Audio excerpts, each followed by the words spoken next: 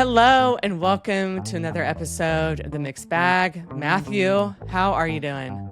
I'm doing all right, Meg. I tell you who's not doing all right probably is our resident LPGA Packers fan, Ellie Corda. That was a tough beat. Happy for Andy and the other Chicago Bears faithful, but that was a tough beat there at the end, it seemed like. Yeah. I'm sure she was not happy with that outcome. What a game, though. It's incredible. Yeah, it was a good game. I happened to have an actual run-in with Nelly on Saturday morning out at the concession.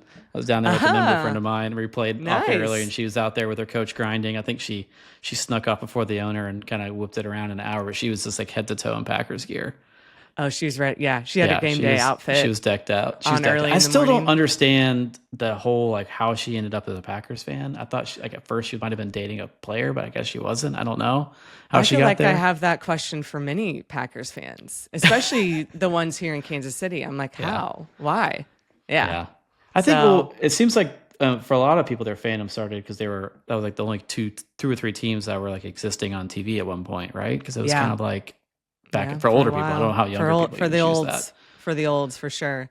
Yeah, I think I'm fully Bears bandwagon with the Chiefs not in. I have family in Chicago. My brother-in-law was at the game. He was sending videos of the Green Bay sucks cheers, and you got to be cheering for like the underdog and years and years of mediocrity or less than mediocrity, and finally getting it done. So I'm on the Bears band. Anybody but the Broncos. Anybody but the Broncos. Yeah. So go Bears. I mean, the Bucks are gone, so who cares really? Let's go for the pull for the Bears. It's new. I'm just looking for the end of hockey season. That's all I'm looking forward to. There you go. Yeah, it's a new space for me in the past 10. Yeah, you're not used to this. Years. Not having to pay attention during the playoffs, huh?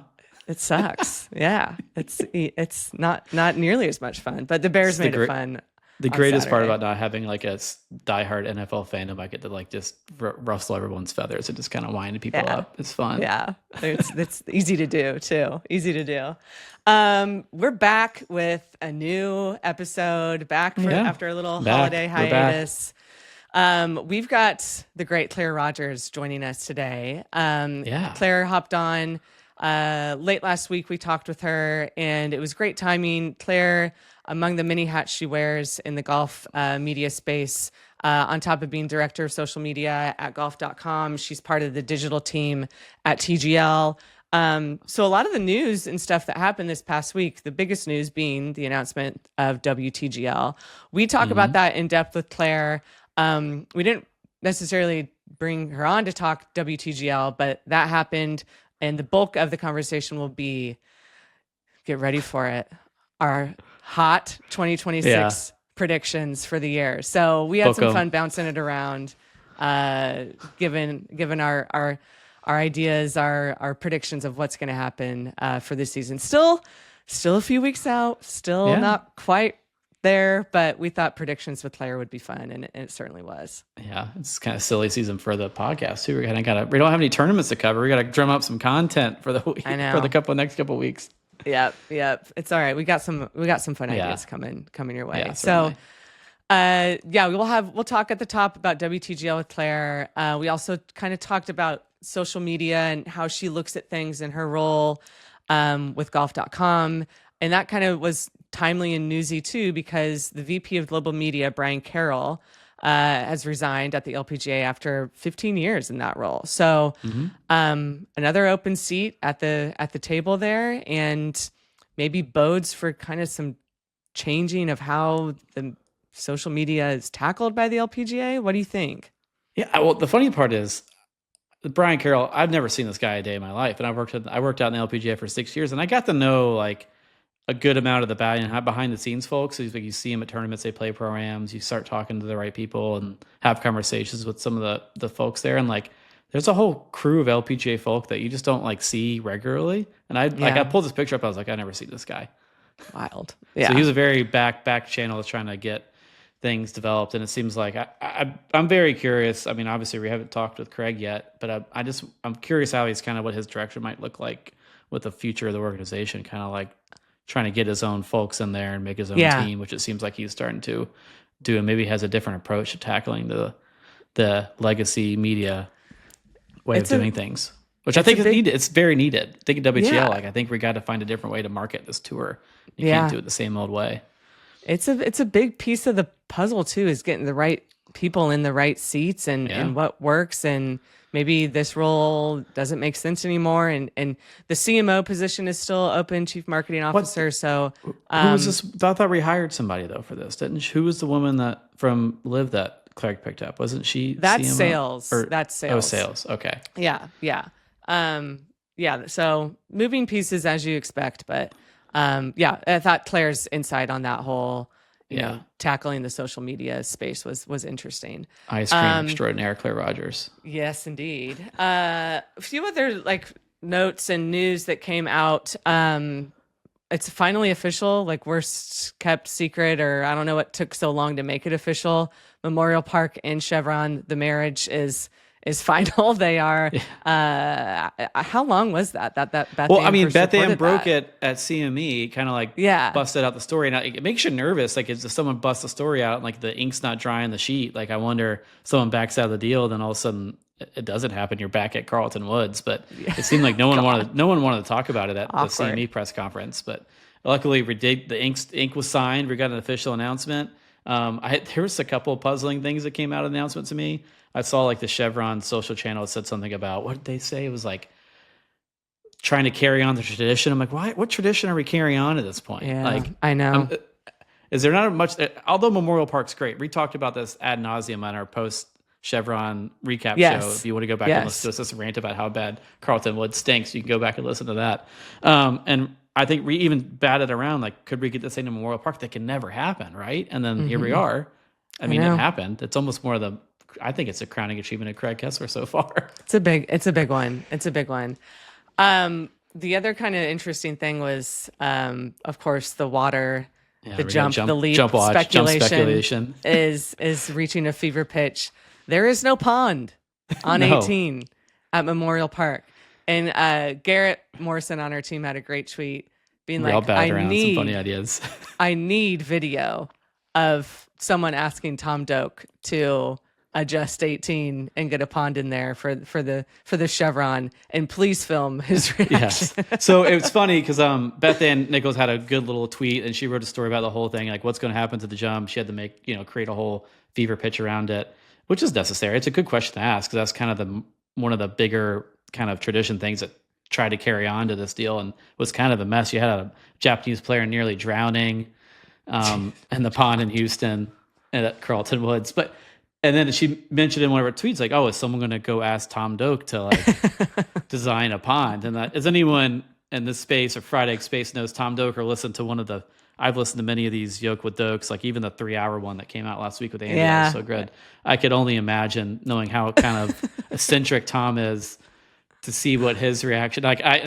Garrett got that tweet out faster than I could, because I was going to say I would pay damn good money to see this reaction. Who's the poor LPGA official that draws the short straw and has to go? But it seemed like it came up on Golf Club Atlas, actually. Someone asked him after the announcement, and I think someone did approach him, and he's like, we can't dig a pond in 6 months. It's impossible. And the great thing about Golf Club Atlas is Tom's very open and just kind of on there. Which is kind of the most crazy thing to me, is just kind of being on Golf Club Atlas for a while. But I think here's my speculation, Meg. I think if they were to try to keep this jump business alive, which I don't even know if you should. I guess should we be jumping in the water or should we not? Can we just abandon this whole thing together? We should not be jumping in the water. We should have let it have a nice, peaceful death at Mission Hills. And you know whose fault this is? It's Lily Avu's fault. She should have put her foot down and said, I'm not jumping into your gator pond at Chevron. So it's all Lily Avu's fault. She's young. She fell into the peer pressure. I think she was pressured. But it's funny because there were some good jokes. Me and Brendan kind of had the idea of let's get a big blue logoed Chevron Texas style above ground. You got to have it branded. And then you can go crazy. You can put a diving board out there. You get some celebrity judges. You get some old players out there to kind of rate the jumps. I mean, you can go any way you want to with it. But if you actually were to take this seriously and you cared enough about this jump, you can make it happen. You know how you do it, Meg?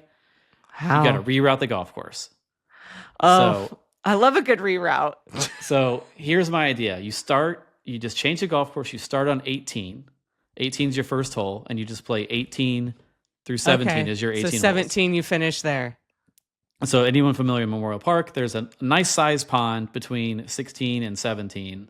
And you can just have your little pond jump right there in 17. I don't know what kind of murky stuff is in the Memorial Park ponds, but I'm sure it ain't clean.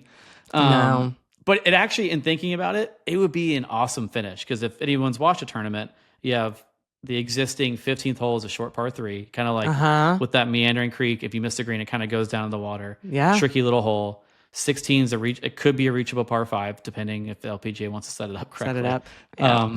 And then 17 for the men is almost like this drivable par 4. So it's just short par 4 that you could make drivable for the women based on lengths. It'd be a wild finish. You have a short par 3, reachable par 5, and like a short par 4 potential. So it has a potential of like being a cool finish. And like the existing 18 kind of gets back to the clubhouse, and it's kind of just like a nothing hole. But it seemed like even Tom talking about it, the 18th green's kind of crazy. So I think Tom was worried about the playability for the women on 18. Mm-hmm. So that's my proposal. Yeah, I think your comment about the greens, I think that's going to be like one of the most interesting parts about Memorial Park is how the women do on these greens, because they're fantastic at Memorial Park. 2, there have been way more egregious reroutes in the history of pro golf. I wonder though, with the PGA event being a month before, here's where infrastructure comes into place. Are they leaving all that up?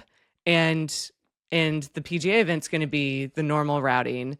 Like if they reroute, do you miss out on like the perk of being able to keep up infrastructure if you're having to move stuff around? From what I recall from the PGA Tour event, they have a good size build out around that short par 3, the 15. On 17. And it's all kind of a little loop right there. And I think they have a bunch of stuff right there. And that would be plenty sufficient for the ladies major, I think. And it'd be kind of cool. All you got to do is kind of like pull because they build this stuff out of metal scaffolding and they wrap it in like that little screen. And you can make it whatever color you want. So you can pull the screen down and put new chevron blue stuff up and kind of rebrand it. And it seems like a win-win.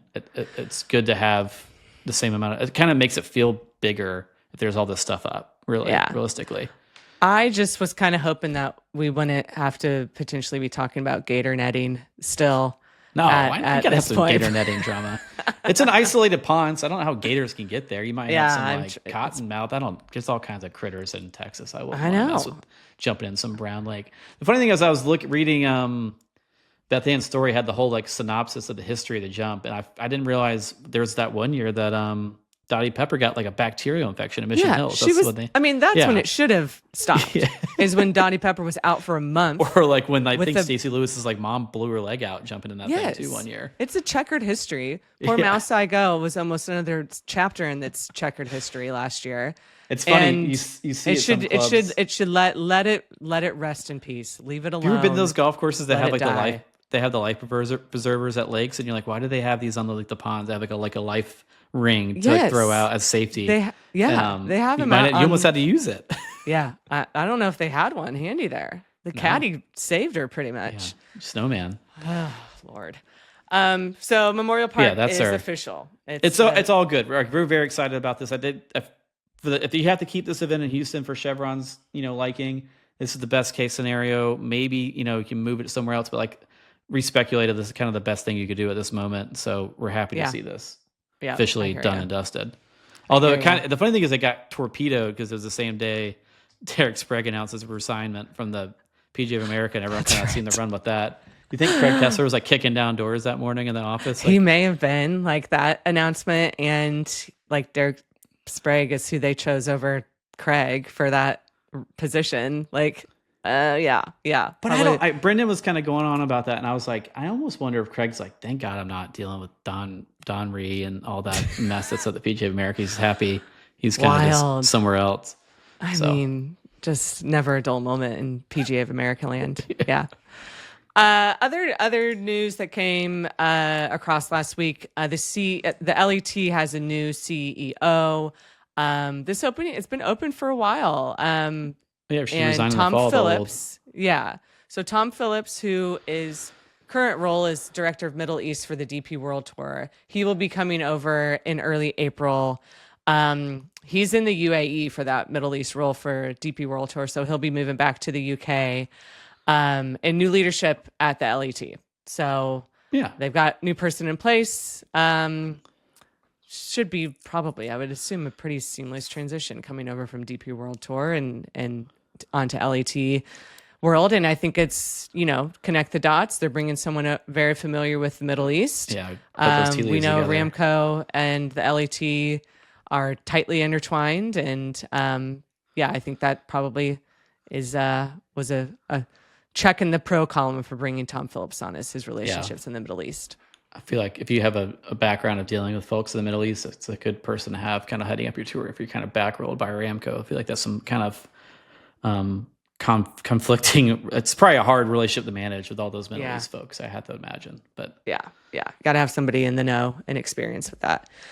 That's really, like we said, light still on the news. There is some golf this week. The 75th anniversary, the anniversary just keeps on carrying on. It's technically, now that we're in 2026, not the year of the 75th anniversary, but okay, I'll give him pass there. The big pro-am out at Pebble Beach is happening this week. Some big names there. Yeah. We got, who do we have? Who's all there? Do you mean run through the whole list, or you just want to? No, you don't need to skip some good ones. Give the big names. You got Amy Alcott, Pat Bradley, Donna Capone, like Allison Corpuz, Lauren Coughlin, Lindy Duncan, and Mega Gane is playing, which is kind of interesting to see that she's playing. Julie Inkster, Megan Kang, Christina Kim, Lydia Ko, Nelly Corder. I kind of heard she might just be showing up for like one day, but yeah. If Nelly wasn't on this list, I might have been like, dude. Yeah. You got to like do some stuff like this every now and then. Right. Andrea Lee, Stacey Lewis, Brittany Lincecum, Nancy Lopez, Michelle Began, Sandra Palmer, Renee Powell. So like some of the legendary founders. Yeah. Which are probably the more fun ones to hang out with if you get them, in a pro-am dinner. I'd love to be hanging around the restaurants and bars in Monterey and see who's coming in and out of those this week. I mean, they're having a good time. Yeah, Angela Stanford, Jan Stevenson, Michelle Wee West. Obviously, we know her. Lottie Woad, Angel Yin, and Rose Zhang. It kind of seems like the list of there's a couple other players I didn't say that are kind of just middle, kind of LPGA players that are participating. But it seems like they're playing they got a thing at the Hay. A friend of mine's playing, and I'm kind of curious to get the post-pro-am recap from him. Yeah. But I think they have a thing at the Hay, and then they're going to what's the other one? Spanish Links, or I've already forgot the name of it. Spanish Bay, that's it. And then they have the big one at Pebble. So hopefully they have good weather and kind of it's a fun time out there. I saw looks like Lauren Coughlin's already having a good time out there in Monterey. I heard she might be teeing up at a special golf course today. Yeah. I mean, while you're there, might as well. Yeah. Get them all checked off the bucket list for sure. I know. There's a big charity aspect to this too. Right, for the foundation, LPGA Foundation part, girls golf. But I wonder, these players aren't all together in the same spot very often at all anymore. So you got to imagine the vibes are going to be high. They're going to be having a good time. Notably, like we said, who's who. Annika's not going to be there. Yeah.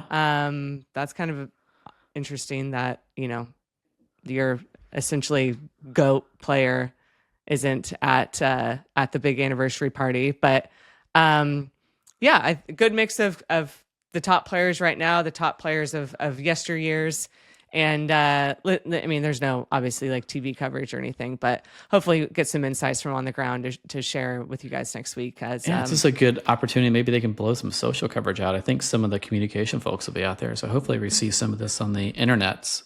You have some real characters in that group, so you would hope that there's plenty of stuff that's ripe for social media coming from that week. So. 75th. This is kind of the last hurrah for the 75th anniversary, and they're doing it right. Pebble's great. Yeah. I mean, getting those big names at Pebble, good stuff. Okay, I think That's it. That's all news for and news notes. And everything. I think we roll it out for Claire now. Love talking with Claire. I think you guys will enjoy this. It's always fun chatting with her. I've gotten to know Claire, being on site at some events. She's covered a lot of LPGA stuff last year. She'll be doing more this year. So her insight and kind of what she's looking for in the upcoming season was a good chat. So For sure. without any further ado, today's episode is brought to you by Fried Egg Golf Trip Planning. So international trip planning. Listen, we kind of had this feature for the Fried Egg Golf Club members. We've rolled it out to everybody now. And this is a great perk and feature that we've rolled out to everybody because planning international trips with how much high the demand is these days is damn near impossible. So with our planning service that we have, you're going to work with Peter, who is a fantastic guy, knows his stuff, is going to build a trip and build it. You'll get honest feedback. Like he'll let you know what's going to work, what doesn't, what's a bad idea, which I think is very valuable as you're planning what for a lot of people will be a trip of a lifetime. You want it to go right. You want to go to the spots that you're going to really enjoy and get the most out of the trip. So it takes the headache out of all of that. Book your tee times, lodging, transportation from when you land to when you leave. Yeah, I mean, I think there's some notes here. If you want to take a trip in like kind of 2027, you kind of should start trying to get on that now because they start opening those visitor times and they go very quickly at the popular spots like Muirfield, Railroad County Down, and St. Andrews. Obviously, the Open returns there in 2027. So those are on your bucket list. I think get a hold of Peter, and I think they'll kind of work out those details there. I think it's just, I mean, obviously going over there is awesome. It's I would recommend it to anybody, and it's a very daunting task to try to do it yourself. And there's a lot of tour operators that kind of run these businesses. And I think our friend Peter kind of shoots it straight with you and tells you what's worth it and what's not. And won't, try to send you to a place that's not worth it to kind of make some money off of you. It's kind of the fried egg approach of doing things, just kind of being honest and open with you and just kind of doing the right thing instead of trying to make a bunch of money off of you, which I think is the best way to do it. Yeah. Yep. So it's booking spring 2027 trips to Scotland, Ireland, and England. So learn more, get all the nitty gritty and the details at thefriedegg.com/trip-planning. My bits of knowledge from the world over there, because I've done some trips myself, just being over there for events. You get off the open rota and don't be bag tag Barry. Go play some of the other lesser known courses. I think Peter kind of has a good knowledge of those. There's so many good spots to play that aren't like big name places that you would be so surprised by. So that's my advice to anyone making that trip. Like, if you need to see the big ones, go see them. But there's some other good ones out there to be seen. God, just talking about it, I'm getting the itch, the bug to get something in the works here soon. Do a mixed bag trip. We can film it and we can go over there and go over there for the AIG Women's Open and do it. Let's do it. You don't have to twist. Call Peter. Yeah. Call up Peter once again. thefriedegg.com/trip-planning. Okay, now we are on to Claire Rogers.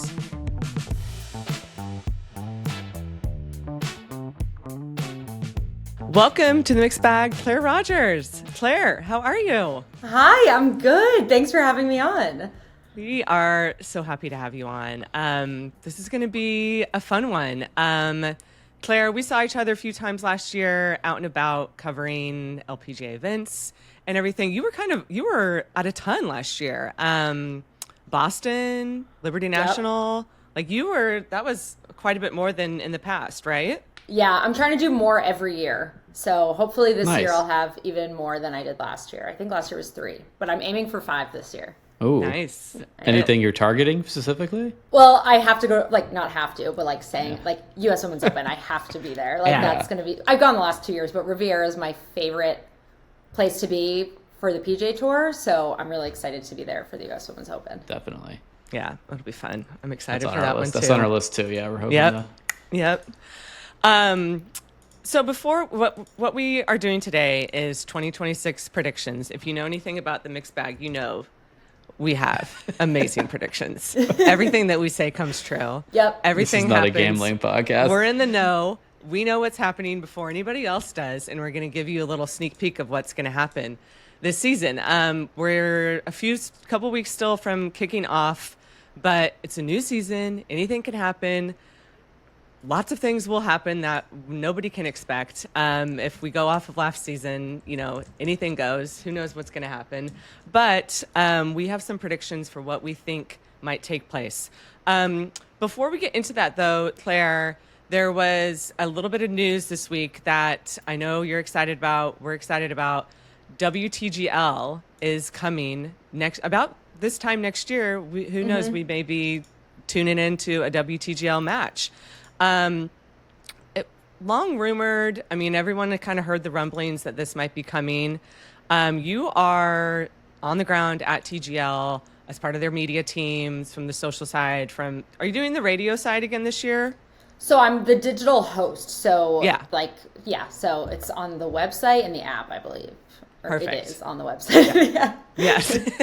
You're like, I'm there. I'm pretty positive.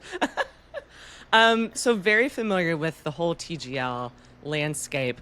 What was your reaction to WTGL becoming official?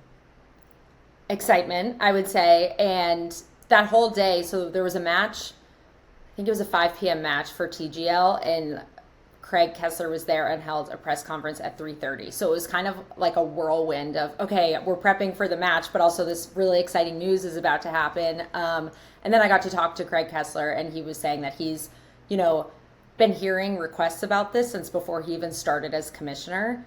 And I'm just excited. I keep using Billy Horschel as like the perfect example of someone who everybody knew who he was, but people have fallen in love with him through TGL.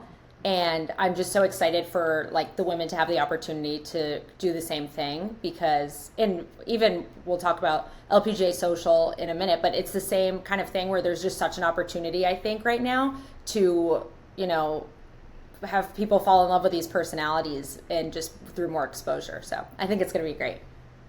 So right now we really don't know much about how this all works. It's kind of like this is happening, it's coming, but we don't really know what any kind of like teams, like we're still like it's all up in the air, correct?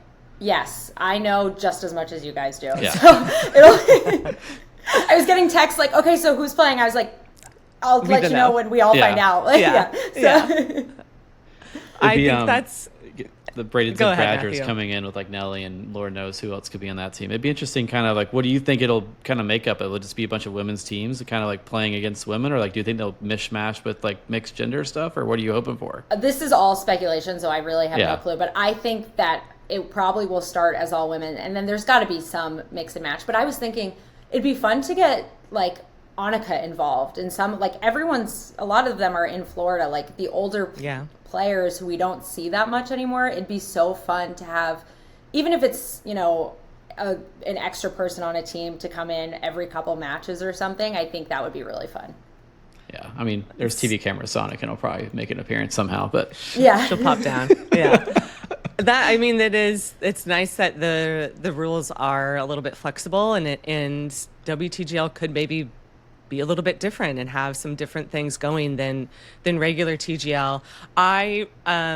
You bring up we'll talk about what players. I think that's the key. Like, we gotta get the biggest names and the biggest players there. I think that's especially important since it's not a fully mixed. We're not just one league and mixed. WTGL on its own, in order to, I think, kind of bring the attention it needs, it's got to have the top names there. I'm also curious, and Josh Carpenter, when he kind of wrote up his about the news on Sports Business Journal, where is this going to like be broadcast, I think will be key too, and that's where I think it being on its own, like if it was mixed, the women would be able to draft right in on kind of the established, routine of TGL, have it being on the big ESPN channels and everything. So lots of unanswered, and who knows what this is going to look like. More to come.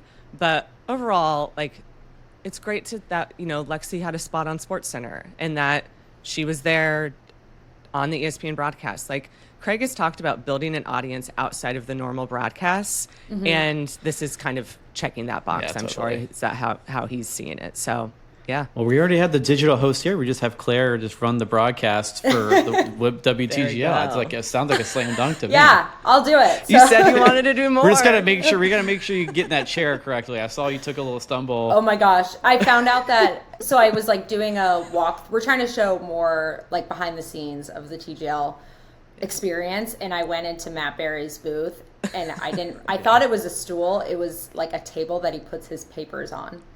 And I just sat down and it like crashed to the ground. And I went up to him. I was like, I think that stool broke. He's like, there's no stool in there. Are you talking about the little like table? So did he just stand there the whole time when he's doing it? No, so there's his big chair, but it was over to the side. And then I was like, this is weird. Is this where he puts his guests? This is kind of like a bad seat. But I was like, whatever, it doesn't matter. So. Yeah, that's funny. Nothing like biffing it. You've been caught in some funny crosshairs in the last year with some funny LPGA or even moments with that. Even at the Women's Open, taking duck and cover from the bunker shot. That was a pretty funny moment last year. Yeah, I got some texts about that one. The Ramirez back and ping pong back and forth. Yeah. Oh my gosh. Yeah. Let's hit on the social kind of aspect of what's going on with the LPGA. We're kind of hitting like recent news and stuff, but it kind of we want to get your opinion on these subjects, Claire. Their VP of Global Media resigned after I think like 15 plus years. You obviously, if you don't follow Claire on social, she's a bright spot in kind of the odd, sometimes bad social media landscape. Claire is a bright spot. I'm interested in,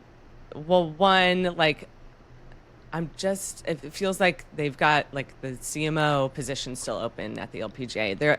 And this is expected with Craig coming in. Like there's going to be some revolving doors and people moving in and out. But what do you think from the social side of things the LPGA should be doing differently or trying to grab more attention? We've talked about it on this podcast. Sometimes it's like, why isn't it more in your face and out front? Yeah. And what do you think they can, try and improve upon and grow this year? Yeah, I think there's a lot of room for improvement. And this is nothing like I've done this posting job before. It's exhausting. And we've had to bring in like 22-year-olds because they know how to do it better than I do, so there's a lot of room for growth. But I just think two examples I look at is the production team, the social production team at the tour. I don't know if you're familiar with like Muhammad and Jake Ludwig. They are out there during practice rounds and will walk 2 holes with the player, get a bunch of shots, ask the player what song they like, what vibe they like, and turn something around for the next day. And they work together on it. And the players, I think, like you'll see Max Homa shares it and tags those guys, or Min Woo will share it because you'll see it with any sport. Players want content of themselves. It's cool. It's like, oh, it looks cool. So I think to really highlight the personalities and that artsy angle, Jeff Marsh is someone who I think does the LPGA social coverage. Like, just hand him the keys for one tournament and then just keep doing that again. Like the login codes, his stuff at the U.S. Women's Open every year, he just has the eye for it. So I think as opposed to having someone in there on their computer, which obviously you need, like putting together a graphic and getting the quote in the right spot, just lean into reels and make it artsy angles of players, get fun photos of themselves. Like you'll see Nelly, if Jeff Marsh posts her, she's posting it on her story because it looks cool. Yeah, she does. Mm-hmm. So I think that, and just getting players, and that'll get players more excited. And you would see it on the PGA Tour as well. Like Scotty Scheffler isn't particularly into social media, right? But Nike does a really good job making him look cool. And then people are like, oh, he's awesome, let me follow him. So I think it'll build on itself, but we talk about this on the social call every week at golf.com. It's just video and reels are so much more prominent than like a still graphic now. And there's ways to incorporate all of that. We have a lot of fun with like press conference clips, and you just have to keep it quick, I think. Instead of like a 2.5 minute video where it's kind of dragging on, like get the 3 best quotes and kind of mix them together in a quick way that's going to keep people's attention, because everyone's attention span is like 15 seconds now. So that's my long but kind of, I think, answer to it. I mean, that's right. I've been touting Jeff's stuff for years. I kind of agree. It's funny. I think Jeff and Nelly have built this trust of like, she trusts Jeff and what he does, and it's kind of like a good relationship, and I think that helps with Nelly because she's very kind of closed off to that kind of stuff sometimes, so it's happy to see them. I mean, Joey Davison puts out some great stuff for the tour. I don't know if you've seen him stuff like individually at all, but he cranks out some that similar kind of stuff. They're trying to get there, just need to get pushed across the finish line, so I think you're kind of nailing it pretty good there. And there are certain events, like I feel it too at golf.com, like we're firing on all cylinders Masters week, and then the week after the Masters, we're kind of like, oh, okay, that's over. Let's take a breather. And we have to like remind you, there's no time for a breather because every event, even if it doesn't feel like a big event, that tournament, it's the biggest thing that's happening in golf right there for the year, right? So to have somebody on at all times, whether it's, you have 3 social people rotating, so that each event make it feel like a big one, even if it's not, a major or something. And you guys sit these meetings at golf.com. Like, how often does like that LPGA event that we kind of get to the forefront of the conversation is always kind of like you're leading off with like what's going on the men's tour, and it's kind of like how can the LPGA tour lean into those off weeks on the men's side and kind of boost their profile that week? Because like, how often does that come up in your meetings? So we meet once a week, and we always talk about what the events are that week. Like we'll even talk about what the Korn Ferry Tour has going on that week. So we cover all of them, and then. Again, though, like we're guilty of it too. Like U.S. Women's Open week, I'm like, I want to scroll our feed and not see a man on it for like 5 scrolls. Yes. So it's and even I think all of the platforms are so guilty of being like, all right, let's just go on to Getty, download an image from this, crop it, and go. Whereas you have to put more thought into it for it to pop on a feed. Where think if you scroll your stuff right now, mine like won't even be golf stuff half the time, and I'm like, oh, let me send this to 5 people. So. You just have to, and again, we have people who are way better than me at this point, so I'm kind of just watching them cook and do it themselves, but I feel like I'm learning from the younger guys on how to, like, even yesterday we had a reel go up and it was going to be 3 minutes, and we're like, this is too long, we need to chop it up and make it like a carousel so that people will pay attention. Yeah, you gotta work the algorithm. I cannot keep up with it. I'm definitely a dinosaur when it comes to this stuff. Like I don't even know anymore. Same. But I think, staying on top of it, having fresh stuff out there, being on kind of the forefront is really critical, because if you look at even other women's sports leagues, like the NWSL social stuff is incredible, WNBA stuff, and they lean into those big personalities big time. And it's like, that's kind of the bar, and the bar's been raised for sure. And it's let's get going off LPGA that, up there. I was asked this question in the fall by another writer, and she was like, hey, if you were the tour and you're going to invest money, like take all your marketing dollars and put it into like one player on the LPGA tour, who would it be? Who do you think? Like, what's your answer for that? For me, it's Gino. Like, I think. Really? Yeah, I mean, the answer, right? Like, it's like the Caitlin Clark Nelly thing, but people know Nelly at this point, and she's great. She's got Nike. She's got all this stuff.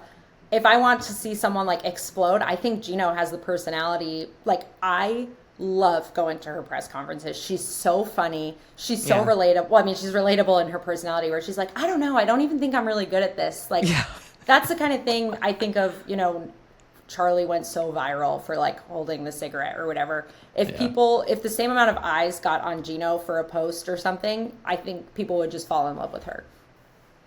Yeah, it's like we see it, but it's just like, it's tough. We're not to the predictions yet, Meg. I know. Look at that segue, though. Look at that segue. I mean, great insight, Claire. You're kind of like I said, like if you're not following Claire, what are you doing on social media? I don't know how many times I've had like a joke in my head, and I was like, oh, I saw something funny in golf, and I was like, oh, this is funny. I'll make this joke, and by the time I open Twitter, I'm like, oh, Claire's already done it. Dang it. Let's get into the bulk of this convo here. Let's do some predictions for 2026. Claire, we let our guests go first, so put me on the hot seat straight out. So this is a Lottie Woad prediction, but there's like 3 parts to it. Okay. She will have 3 wins. 2 of them will be in back-to-back starts, and at least 1 will be a major. Woo. Which major? No sophomore slump for Lottie.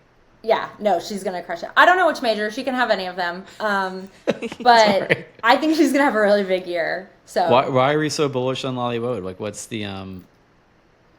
Okay, so obviously I did a scoop with her, and I just thought she's... Right, what I like about Lottie is we could not be more opposite. We're sitting there and I'm like nervous and she's just like so relaxed. And I'm like, so what's it like to win at Augusta National? And she's like, that's pretty cool. I'm like, okay, but like, did you think you were the coolest person ever when you, she was like, I was like, did everyone at school like come up to you and like was like, you know, bowing down afterwards? She's like, I don't know. I'm like, what do you mean you don't know?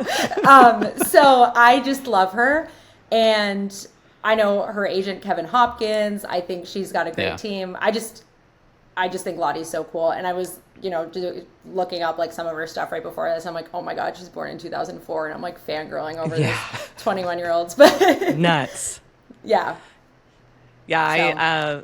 The Lottie, Charlie, and then I'm hoping Mimi Rhodes kind of like that. An English trio is, I think, great for golf. Like when there's some strong English golfers, it's so good for golf. Good one. Okay. Yeah. So Lottie's going to just come out firing. I love that. Yeah, she's probably not even going to lose this year. So Yep. Okay. I'm very curious to see who she gets paired with in the Solheim Cup. That's kind of what I'm looking forward to seeing. Yeah. I know. I agree.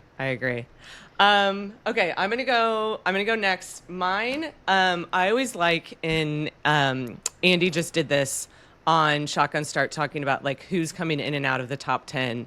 And I was just like, oh, that's kind of an interesting, I'd be interested to see like how many people moved in and out on the women's side. So 2025, at the end of 2024. At the end of 2024, the top 10 was Nelly, Ronnie, Lydia, Gino, Lilia, Hannah, Heyron, Ayaka Fudue, Celine, and Charlie Hull. So that was your top 10. At the end of 2025, you had Gino, Nelly, Minji, Miyu Yamashita, Charlie, Lydia, Ronnie, Hooju Kim, Mao Saigo, and Seyoung Kim. So we had 5 players move out. Lilia moved out. Lilia's 50th in the world, guys. Yeah. From 5 to 50th. Goodness. Crazy. Yeah. I didn't know that. Yeah. Yep. Straight off the cliff. Yeah. Lilia, Hannah Green, Heyron, Ayaka, and Celine were your players who moved out. So 5. And Miyu, Minji, Hooju, Mao, and Seyoung Kim moved in. So my prediction for 2026, I think we're going to have 3 players move in. And, you know, they're all kind of lingering outside the top 10. So no big swings here. But I think Rio Takeda moves in. I think Lottie moves in. And I think Heyron moves back in. So I'm going from 5 players moving in and out to 3. And that kind of goes with my hope that there's a little bit less parity, that there's a little bit less randomness, and we see kind of that 10 stay mostly the same for the most part. And we see some more W's out of that 10. That makes that top 10 stay a little bit more solid.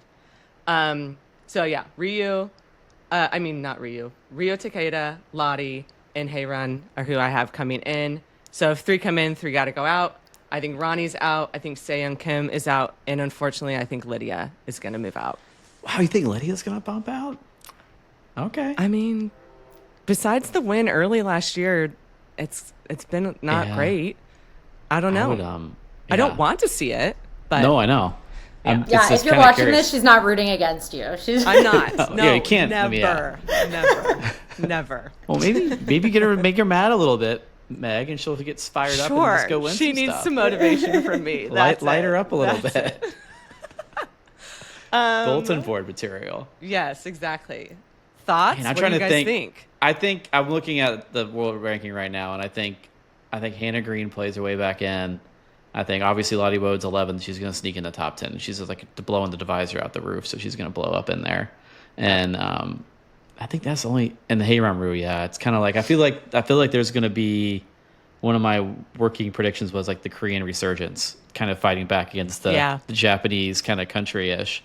Because I kind of like everyone was talking about Japan last year, and I feel like all these Korean ladies are probably getting a little flustered and kind of want to stake their claim back. And there's a lot lingering Queen of Asia in that like top 40, top 50. There's a lot. I guess I just segued into my prediction, but oh, okay.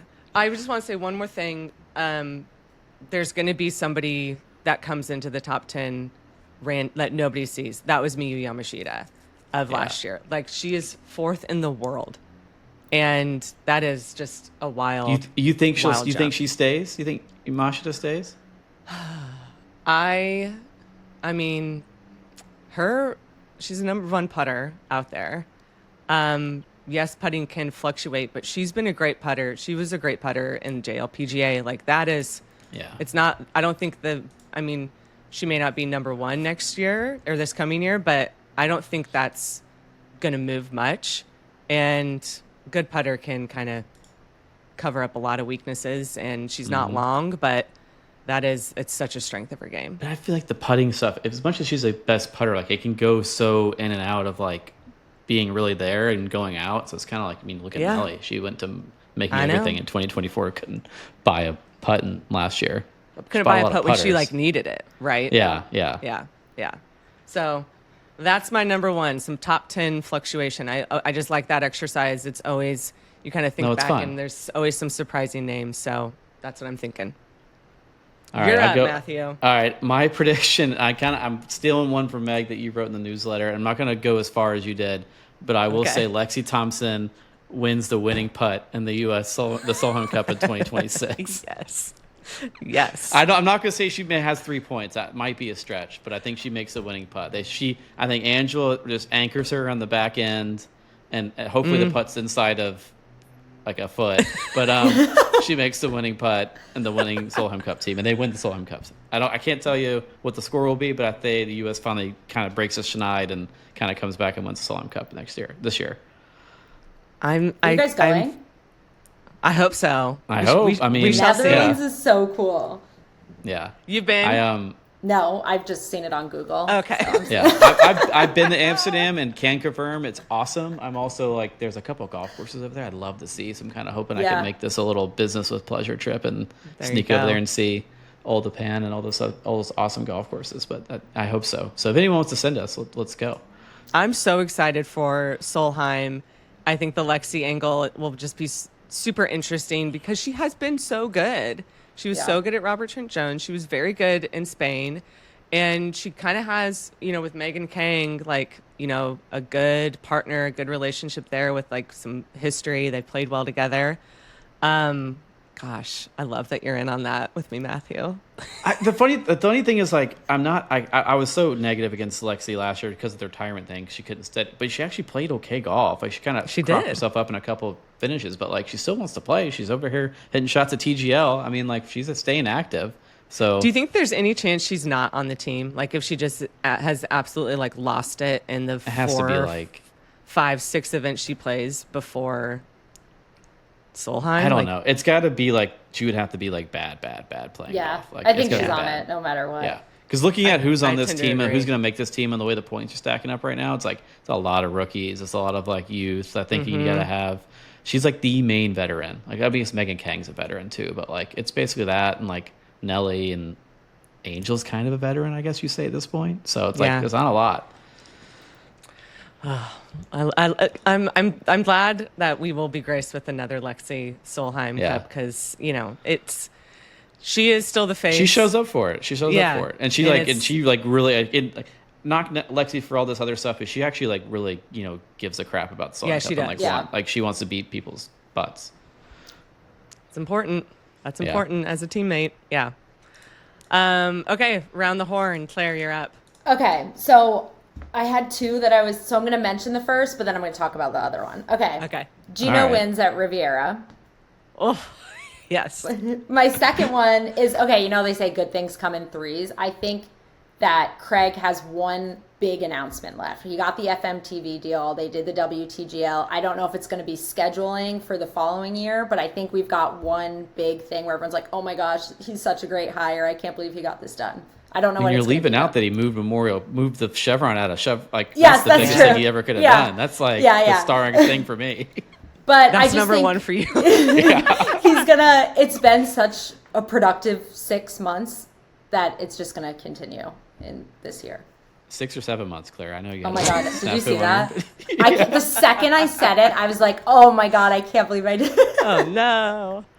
Sorry, I had to throw that in there. That was good. It's. I mean, I say it all the time, and my kids never let me. Yeah. I was gonna ask if your kids say it all the time, though. So the older ones have totally brainwashed my 4-year-old, and my 4-year-old says it all the time, and then I was talking to another mom in his little class, and she was like, "Did you hear what Miss Rachel makes the kids do if they say 6'7"?" I was like, "No." She's like, "If they say 6'7", they have to count to 67." For like a 4-year-old. So wait, is this like Miss Rachel or like no? Teacher? His actual teacher is there. Okay. So I was like, "Oh, sorry." All the rest of the kids in his class, that was for sure from my 4-year-old, just saying it all the time. I'm sure the teacher was like, "Enough! If you say it again, you have to count to 67." My oldest is 5, and she has no idea this exists. Oh, that's good. See, this is the older sibling problem. They've yeah. Mm-hmm. My little brother's a 6th grade teacher, and so we were at Disney over Christmas, and he's like, "Watch this!" Like the kids are obsessed with it, and we're like, "Do it to her." I was like, "Don't do that to strangers. They're gonna think the parents are gonna like think you're crazy." But then my little sister is like over it. She's like, "We like don't do that anymore." It's I'm over. like, "Okay, yeah." I think I'm scared of your little sister, Claire. From what I've seen on your social media. Honestly. Maybe we should get her predictions. I bet she has some spicy ones. Let's get Claire's older sister to come in with the other. Younger sister. So Ellen is 26, Matt is 13. I told her I was doing this, and she's all in on the LPGA and all out on men's golf. She's awesome. My gosh, she loves it. She has a standing spot in the show. Yeah, so she was very excited about this. Great. Yeah. Yay. I love it. I'm glad we're giving her a little shout out. Okay, mine, Claire, great minds. Mine is kind of right along the lines with Craig and the schedule. I think there's going to be schedule shakeup. Hopefully, for me, a lot of the shakeup comes around this time of year. Mm-hmm. I just think that it's a miss how we start things off, the Tournament of Champions and the break, then go to Asia. I years ago, I think I'd like just gotten on Twitter, just started working for Fried Egg. I had a tweet. It was like, why? Like, they both have tournaments of champions, and this is when it was actual only the champions from last year. Yeah. And I was like, why are they not both at Kapalua? Why is that not our mixed event? Ooh. Like, the schedule's not a mess. There's less moving parts, and then from there, the women can go straight to Asia. Yeah. For that first swing. And obviously that's never going to happen the way things are now. Kapalua is gone for the year, hopefully not forever, and these fields are bigger now. But I just think we've got to figure out how to like come out of the gates a little bit stronger with the schedule. Does that mean that there's only the winter Asian swing and no fall Asian swing? Do we combine it into one? Do we mix up the end of the season and like have a playoff series? Do we have some match play in that playoff series? I personally would love to see that. And then I think the big one, and when we had Stacy on, this is Matthew always kind of stuck with me from her proposal of like the schedule of the actual majors with what she proposed. Let me get this right. It was KPMG leads off like early June. Mm-hmm. And then July 4th weekend is U.S. Women's Open. And then you're going to get clustered over in Europe. So it's like Evian with like a break for Scottish and then AIG or something. And then fall is Chevron. Ooh. So that is obviously not all just up to Craig. There's so many different stakeholders in that. And I don't know if that's even possible with the move to Memorial Park. Maybe they want the men and the women a month apart. They don't want to have Memorial Park taken up twice in 1 year. But does Craig go super bold, like you kind of said, Claire, and really kind of tweak and take it down the studs and rebuild the schedule? I don't know, but I think there's room for improvement. It kind of has to. It definitely is. Like the beginning of the year is such a mess. Like I was texting you the other day. I was like, the first main event and the women's golf like Ecofear is like this Saudi women's international event in the LAT. It's like the first full field event that like will have a lot of people playing in it. It's not even an LPGA event. Yeah. The scheduling thing, I'm just so happy that that's not my job. Like, it seems so confusing. No, your job, Claire, is to get on the internet and make the globe spin around in circles with the flights. Well, I act like I'm happy. Like, I could never even I struggle scheduling what I'm gonna do like in a full day at an event. Like that's just so confusing to me. So someone that used to have to like schedule my flights as a caddy and travel around the world, like it's a very tasking logistical nightmare sometimes. Yeah. You find some creative solutions sometimes. Like I'm gonna fly this way or go around. Like you're just like, I don't know what I'm gonna do. Sometimes like this is a bad idea, like driving across the country or something stupid. But the thing is, when you always post your thing with the globe and the spinning and all the flights, and it's like, I think some people don't realize that some people aren't flying like those exact routes. Like they're taking a couple weeks off. They're not. Yeah. Like, oh, that's so much travel. I'm like, it's not that kind of ping pongy, but it is sometimes. Yeah. But it's a lot. It's Yeah. It's like 100,000 miles plus a year. Could be streamlined with some schedule tweaks for sure. Totally. The beginning of the season needs to get retooled by. But having a first major in June sounds so late. Like I don't know how you correct that. I don't know, but like the Masters is such a vacuum for not just Masters Week, but the lead up, I mean, I mean, it is not easy, but we've seen some mountains moved already from Craig, like you said, Memorial Park, the FMDL, WTGL. This is a big mountain to move, and maybe the 2027 schedule is just chipping away at it, but I will be shocked if there are not some big changes when we're about to kick off the 2027 season. I'm very curious to see how that looks. I kind of agree with you on that one. All right, I guess it's my turn now. You're up. Yeah, so my prediction has already been stolen with the Gina winning a major. That's kind of like a slam dunk. She's got 5 shots at it. Number 1 play in the world. I think she gets it done this year. Couldn't tell you which one. I don't know if it'll be Riv. I kind of want it to be Evian, so she kind of gets like, oh, she hasn't won a real major yet. Although I will say it seems like everyone's coming around on Evian. I feel like I staked my claim on saying Evian's the better of the worst majors on. You were there first. On the LPGA. Yeah. So I just want to stake that. I think we had the year of like 20. What is it? How many winners did we have last year? It was like 28, 29. 29. I say we're gonna have 5 multiple winners on the tour this year.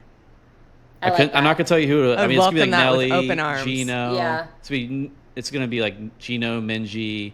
I wanted to create this kind of top level LPGA like rivalry between these 4 or 5 players all fighting to be who's the best. Yeah. Lottie, going to your prediction. Get 3. We got her in there. Got her 3. Yeah. I think there's going to be a Korean lady that hasn't like kind of bucked up yet. That I think like Hejin Choi's is kind of once she breaks through and wins an event, she's just a top 10. Like she's kind of like Gino is, like a top 10 machine that no one really knows about. An absolute flusher. Like Heidan Ryu can do that too. She's kind of her swing is so good. So I think one of those Korean ladies is going to kind of battle up and kind of fight the Japanese this year. So I think it'll be like 5 multiple winners this year. I think it's kind of Nelly, Gino, Minji, then the next 2 are kind of Lottie or who else. The opposite. It's going to flip flop, and we're going to have like this kind of like battle of who's the best. Yeah, I think when we've talked with players of past generations, whether that's Kari, whether that's Meg Mallon, whoever, those like kind of glory days when the league was so good, you had like a separation of the top 3, 4, 5, and that was the cream of the crop was winning regularly and frequently. And yeah, if we get 5 multi-winners and we have kind of a established, these are the horses in the front, that'd be great. Great. Yeah. I think, but very you know what happy you're missing, for that. And I kind of like realized this the other day of like what the LPGA tour. The LPGA is missing like a thorn, like that, like a villainess kind of like Patrick Reed type. And you know who that used to be? Christy Kerr. We need like a Christy Kerr to like come back and like some spice. God, I miss Christy, man. She used to like we used to call it when we were caddying and you get curd because she would play the most gamemanship games on the golf course. Like she would start like fumbling with her clubs in the middle of the fairway. Like it's her turn to hit. She's not ready. She's like, "Oh, you go ahead." And that's like you guys are like tied for the lead going down the stretch, and like all of a sudden you get flustered and your player hits a bad shot. You're like, "I just got curd." Like I just got curd. Like she'll do the craziest stuff like that. Yeah, but she's like, I miss kind of that like old veteran like wily. Like we need some like kind of a villainous figure on the tour, and I don't know who that's going to be. Not even Charlie, but Charlie is such a go getter. But she can kind of be like the one that wants to just kind of beat your tail off. But I wonder who it'll be. I agree. You need the good and the bad. You need both sides for sure. And that's what the PGA has lost so much of with Live and everything. It's like, man, you got to have that dynamic. Maybe it's one of these foreign players. Like there's always this kind of contention of like where you always need Americans to win. Maybe you need like a foreign kind of like villain to kind of come in and be that person. I wonder who it'll be. Be super rude when they come into media. They have no time for us, but we're like, you know what? I like you. It's okay. You can be mean to me. That's fine. Yeah. It makes me like you more. Yeah. I mean, I was like thinking about Christy. I was always like terrified of her because she's just kind of a very intimidating figure, but she's actually like really funny and really interesting and kind of says the wildest stuff sometimes. But yeah, I'm kind of scratching my head on who that could be. And who do you think Christy was the last one? Like, has there been anybody like that since her? Really? Not really. Like it was kind Suzanne. of crazy. Suzanne was it. Like, Suzanne definitely was it. Yeah. God, she's terrifying. Yeah. I just remember she walked up at the Women's Open one year. Her caddy had like just gotten a coffee and put the cup down next to the bag, and we're just sitting there. She just walks up and just kicks the guy's coffee cup over, just to mess with him. And I was like, oh my God. You know, I waited in line for like 15 minutes for that too, probably. Yeah. There was 0.0% chance I was going to ask her a question at Solheim, Claire, at Robert me neither. I was like, no. Yeah. And my I've been coworkers around like, her enough. ask I feel like something. I would pull one off on her because I feel like she's actually quite interesting to talk to when you get her going. But if you piss her off, like you're done. Yeah. Oh, man. There's so many good stories of Suzanne doing crazy stuff. One of her caddies one year short-sighted her somewhere, and she did not like it, and she hits a great bunker shot and tap in par, and like just throws on the putter. It's like, you're welcome. I thought you were going to say you're fired. If I was a professional golfer, I think I would pretend to be a villain. Yeah. Yeah. I think there's an open role for it. You can kind of get some just curating for it. pretend to be like that. You don't actually have to be mean, but like it would be funny to just, if you're that good, you can walk around like an absolute diva. I mean, you shouldn't, but you could. Some of the ladies do in spaces, but I think, it's like you get, once the gun goes off, I think some of these players do get, like Lexi gets super competitive, but she's also like, when you talk to her afterwards, she's actually like fun to talk to at times. Yeah. So it's like, it'd be interesting to see who that could be. It's funny you don't like see more of it, and maybe that's just kind of like how sanitized athletes kind of are these days, especially with golf. Like the mental side is such a huge and important aspect of it. It's like kind of funny that more players aren't, doing that type of stuff to try and get a little bit more of an edge. Like everyone's so good. You play the mind games with people, you might get a little bit more of an edge there. There's some mind games out there. They're all doing the breathing exercises now. They're like focusing on keeping themselves regulated. Boring. I'm like, come on. Start pulling some gloves in someone's backswing or something. Do something like slap your gloves or something. God. Okay, guys, I feel very confident that all of these are going to come true. Me too. Bet it. Book it. It's Book it. going to be a great season. But yes, it's exciting. The start of a new season is always exciting. Who knows what's going to happen? I'm pumped. I've got, multiple things on the calendar circle that I'm super excited about. I'm hoping we are not here talking about 29 winners again next year. I think that's impossible. I truly think we will never get close to that again. But great stuff, you guys. That was fun. Yeah. Fun chatting. Thanks for having me. This was so much fun. Yeah, thanks for coming down. I know you're spending a lot of time in the swamp down there in Florida for TGL, so thanks for making some time for us. I know. This is great. I hope to see you in person soon, Claire. I know. We had so much fun. Where was it? The U.S. Women's Open? Yeah. Aaron House was a blast. Yeah. We were together. Beers are on me. You beer drinker, you. Oh, God, yeah. I don't like beer. I wish I liked it. But I maybe that should be a goal of mine for this year. Because if you drink beer, you're cool. Drink more beer. Yeah. Claire's 2026 New Year's resolution. I'll pay to see that. Yeah, let's go. Beers between the three of us when we're all together here. But at one I mean, of these events soon. it's not. Now you go to Wisconsin, you kind of got to drink the beer, but LA is a totally different thing. Like, what are you gonna bust out some wine or something? What are we gonna do? Have a I fancy can cocktail. stomach an Aperol spritz, and that's kind of it. Yeah. We were Gabby Right. Herzig and I were in Northern Ireland. We stayed there after the Open, and we'd be at a restaurant and be like, "Do you have an Aperol spritz?" They're like, "No." You got to Guinness, and you're gonna like it. Yeah, that's it. Take it or leave it. Claire, great chatting. Yeah. Thank you. Appreciate you coming on. Hope to see you soon, and keep up all of the amazing work that you do. Thank you, guys. You're crushing we're it. big fans here. Thank you. This was so much fun. All right. See you soon. Bye.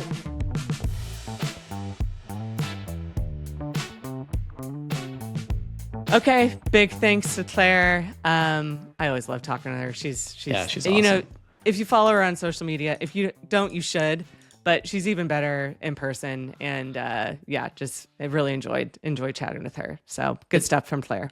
It's good, I think, when you get exposure from Claire and stuff at bigger events, or her showing up I remember she had a lot of kind of exposure from the FM event when she was there. I know it's kind of an in-town game for her, so it's easy appearance, but it helps bridge that normal, like there's that LPGA ecosystem to, like, I think Claire obviously reaches, you know, the vast varieties of golf. And once she starts covering it, it kind of drags in a little more coverage to say, like, oh, let's watch this event. So anytime she shows up, it's good for women's golf. So I hope to see her at more events. I think she even said she wants to be there more. So hopefully that's kind of the case.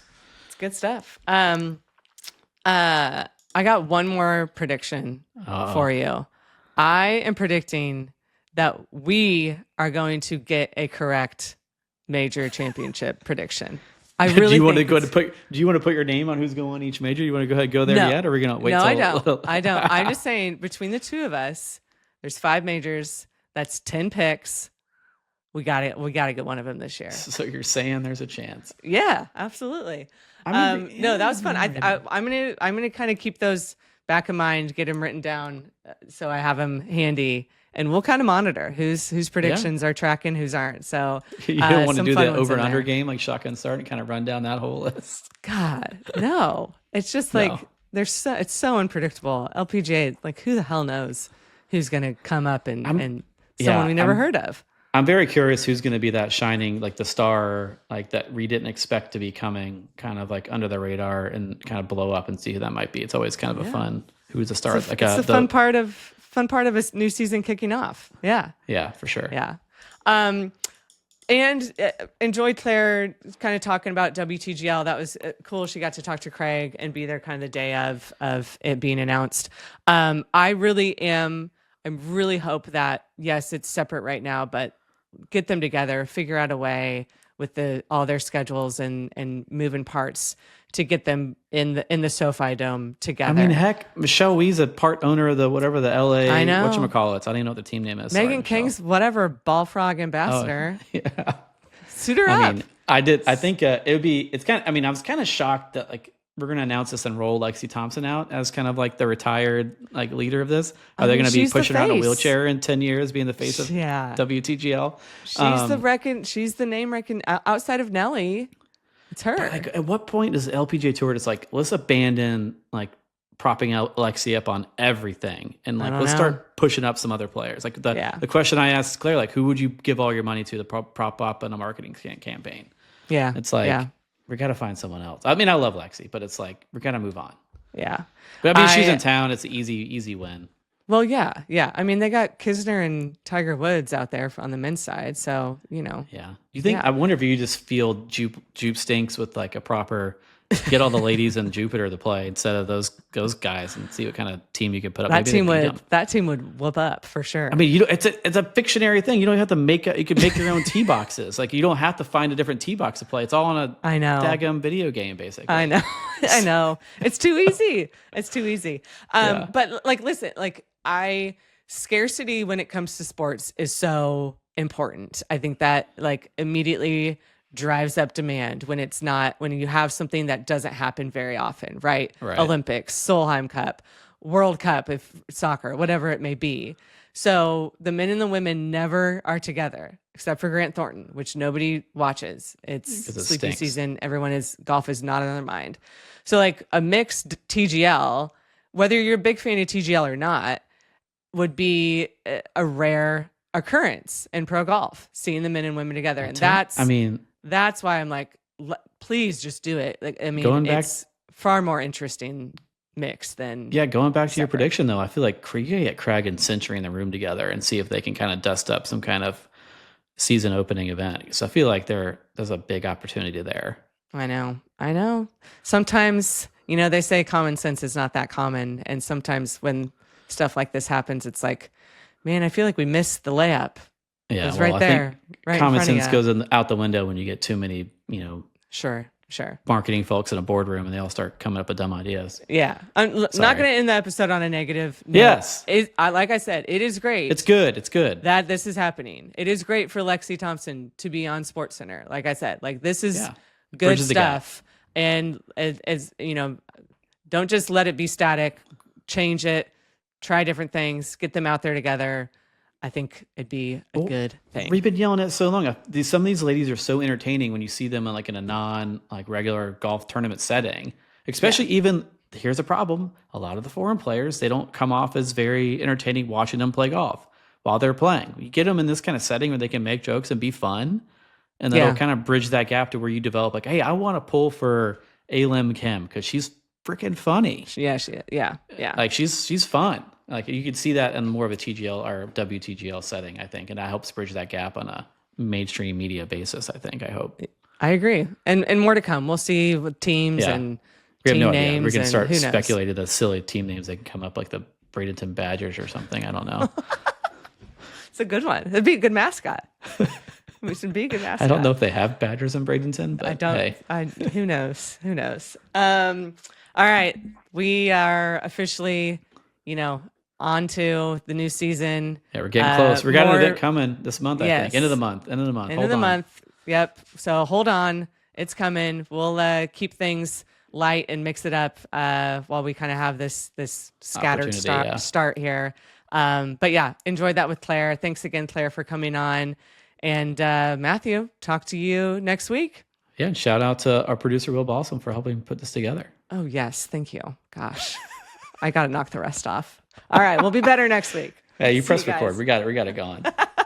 I did. All right. See you, Matthew. See ya.